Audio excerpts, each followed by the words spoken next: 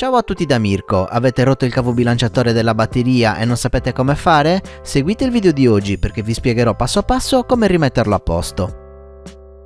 Gli strumenti che ci serviranno per aggiustare la batteria sono un multimetro, un piccolo cacciavite ed il connettore di ricambio. Per quanto riguarda il connettore vi consiglio di prenderlo già completo di fili perché molto spesso vi tornerà utile averli. In descrizione vi lascio qualche link su dove trovarli.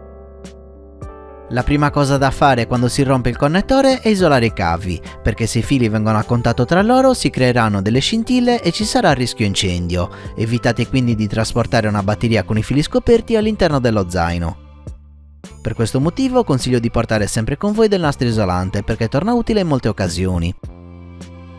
Adesso cerchiamo di capire meglio come è fatto un connettore bilanciatore. Tenendolo in questa posizione notiamo che alla sinistra abbiamo sempre un cavo nero e alla destra un cavo rosso che indicano rispettivamente negativo e positivo. Teniamolo sempre a mente per evitare di invertire le polarità.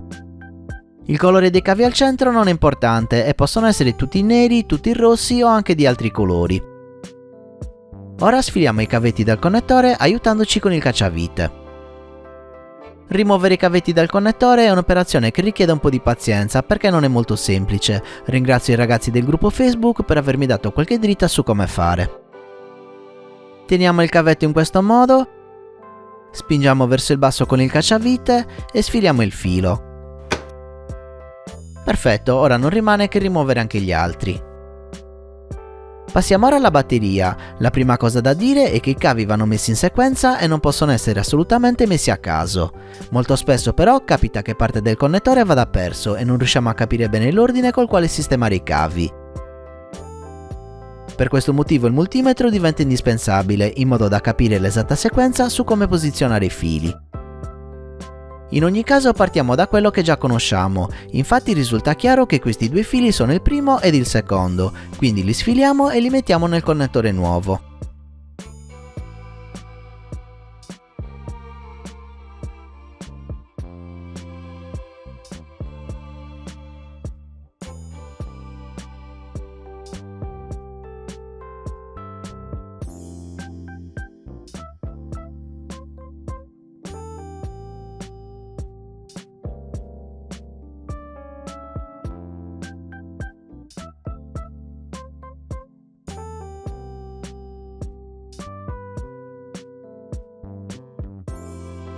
A questo punto ci aiutiamo col multimetro per capire qual è il prossimo filo.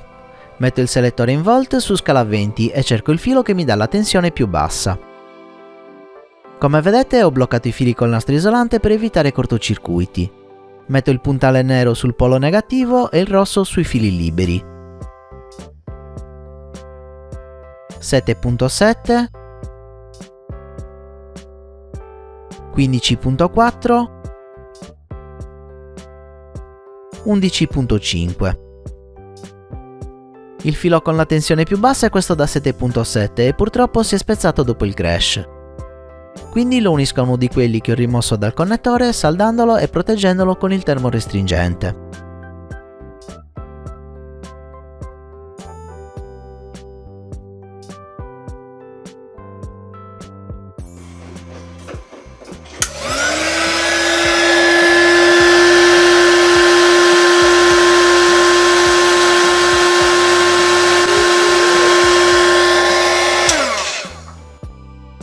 Perfetto, a questo punto posso inserirlo nel connettore.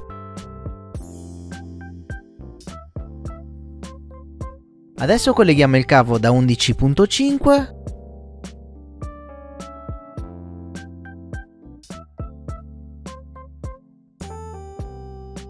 poi quello da 15.4.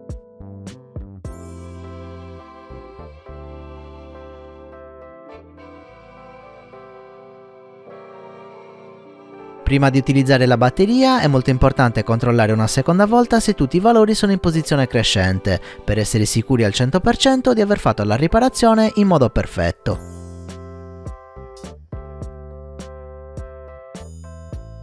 (3.84) 7.70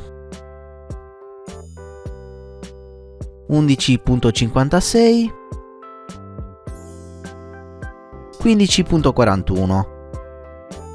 Molto bene, tutti i valori sono in ordine crescente, la riparazione è stata fatta in maniera corretta.